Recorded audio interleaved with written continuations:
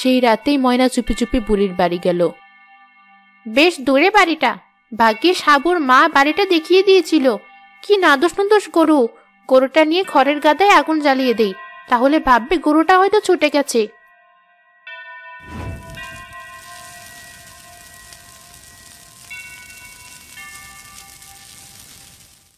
বাইরে এমন আলো আলো কেন? আমার গরুটা ঠিক আছে তো? তমা, তমা উঠ একটু, চল একটু বাইরে গিয়ে দেখি বাইরে এমন কিসের আলো জ্বলছে। এ কি সর্বনাশ! তমা, আমার খড়ের গাদায় যে আগুন লেগে গেছে।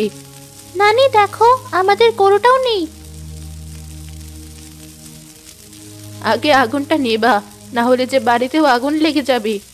তাদের চিৎকার চেঁচামেচিতে আশেপাশের অনেক প্রতিবেশী এগিয়ে এসে আগুন নিভিয়ে দিল। সব শেষ হয়ে গেল আমার, আমার গরুটাও চলে গেল। ওই গরু আর কোথাও খুঁজে পাবো না। তোমার গরু নিশ্চয় চলে গেছে বুড়িমা, চোর এই কাজ করেছে। সকাল হলে রাজার কাছে নালিশ দিও, দেখবে ঠিক তোমার গরু খুঁজে পাবে। রাত অনেক হয়েছে, এখন ঘুমিয়ে যাও। এই চলো সবাই। পরের দিন সকাল সকাল বুড়ি ও তমা রাজার কাছে নালিশ করলো। আমার রাজ্যে চুরি? কার এত বড় সাহস? তুমি চিন্তা করো না বুড়িমা, তোমার গরু তুমি অবশ্যই পাবে। আমি এখনই সৈন্যদের পাঠাচ্ছি গরু খোঁজার জন্য।